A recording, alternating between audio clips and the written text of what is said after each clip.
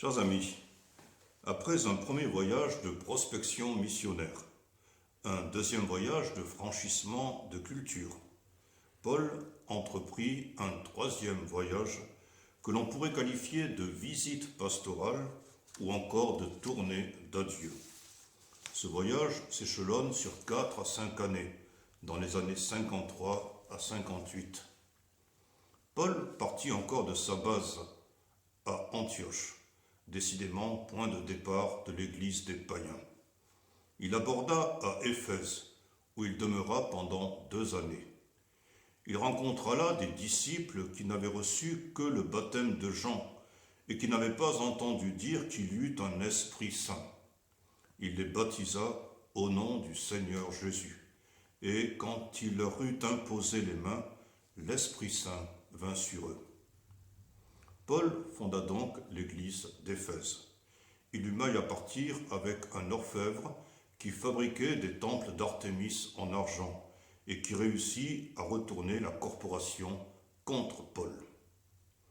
Traversant une nouvelle fois la mer Égée, il arrima en Macédoine où il resta 3 mois. À Philippe, il retrouva Luc qui désormais, dans sa chronique, utilisera le nous, la première personne du pluriel.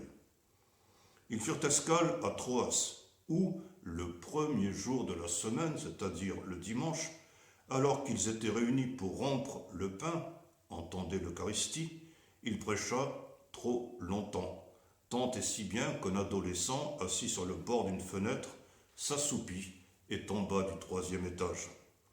Il ne survécut pas à sa chute, mais Paul le ressuscita et, intarissable, ce dernier reprit le fil de son discours. À Troas, Paul rejoignit Assos par la route, puis embarqua pour Mytilène.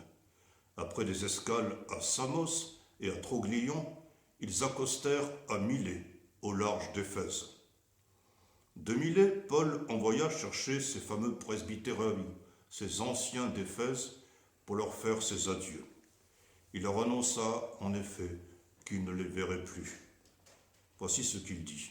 « Voici qu'enchaîné par l'Esprit, je me rends à Jérusalem sans savoir ce qui m'y attend, sinon que de ville en ville, l'Esprit Saint m'avertit que chaînes et tribulations m'attendent. » Débarquant à Tyr, ils rencontrèrent un prophète qui prit la ceinture de Paul, s'en lia en disant « Voici ce que dit l'Esprit Saint.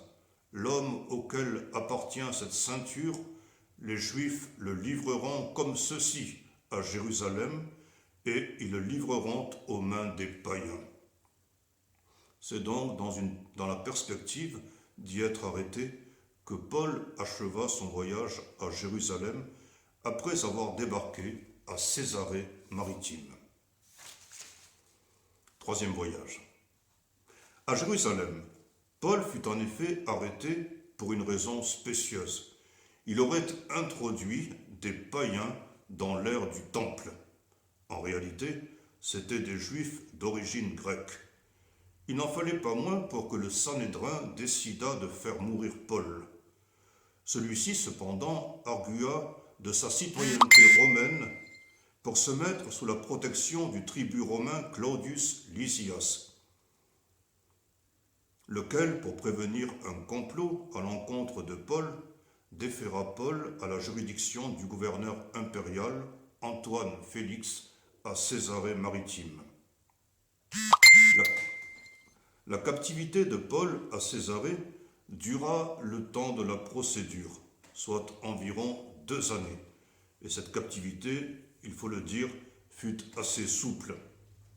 Quand Porcius Festus succéda à Félix, Paul en appela à César, c'est-à-dire à Néron, pour être jugé en tant que citoyen romain à Rome.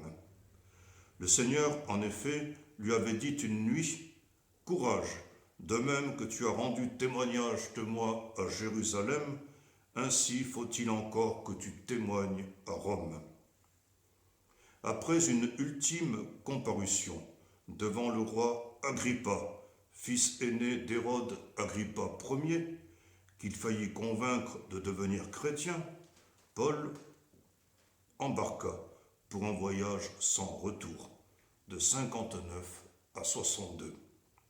On parvint à Myre, en Lycie, puis on changea de navire. Malgré les avertissements de Paul, le capitaine décida de braver le mauvais temps, alors qu'on côtoyait la Crète.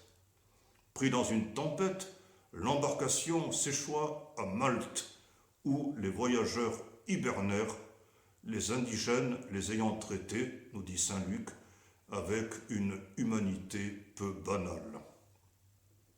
Finalement, on reprit un autre navire pour arriver à Rome, où Paul put prendre un logement particulier avec le soldat qui le gardait. Un an après, il retrouva la pleine liberté, sans doute par défaut d'accusation.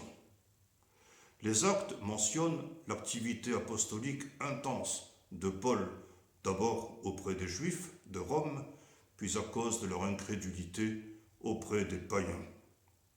Ici s'achève la biographie de Luc dans les Actes. La plus ancienne tradition atteste le martyre de Paul sous Néron en 67. Ainsi, Clément, évêque de Rome, pape, à la fin du 1er siècle, je cite, « En raison de la jalousie et de la discorde, Paul fut obligé de nous montrer comment on obtient le prix de la patience. Après avoir prêché la justice au monde entier et après être parvenu jusqu'aux frontières extrêmes de l'Occident, il subit le martyre devant les gouvernants. C'est ainsi qu'il partit de ce monde et rejoignit le lieu saint, devenu pour cela le plus grand modèle de persévérance. » Fin de citation. Et ainsi se réalise, pour la part de saint Paul, la prophétie du Seigneur qui était aussi un envoi en mission. Vous serez mes témoins à Jérusalem, dans toute la Judée et la Samarie, et jusqu'aux extrémités de la terre.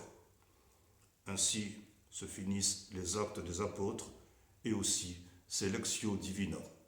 Prenez soin de vous et prenez soin des autres.